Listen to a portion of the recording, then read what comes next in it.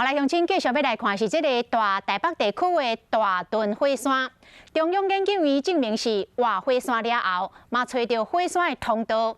即摆上新的研究，嘛再一次来确认到火山岩浆库的位置甲大小。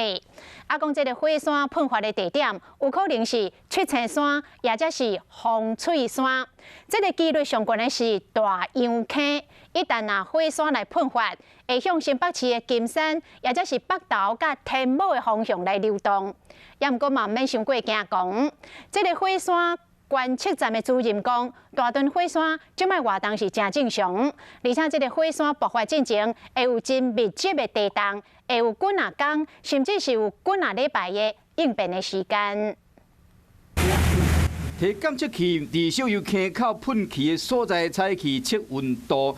离火山监测的重点区域温泉酸碱值也愈酸，代表空气愈济，涂骹火山活动就愈尖。中研院伫去年找到火山通道后，上新的进度是确认岩浆库的大小。岩浆库的这些压力改变，或者甚至有往上升，其实都是我们要去很注意，就是说。是不是火山有喷发的可能性？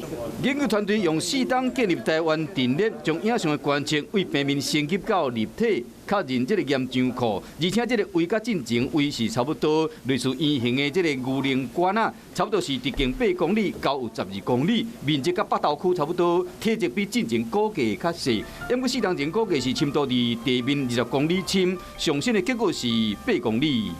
那像七星山也是有很密集的这些地震活动，那我们推估这个都是可能的所谓的火山通道，就是岩浆可以喷发。研究团队去年伫大油坑附近的风翠山发现真侪条形的地动活动。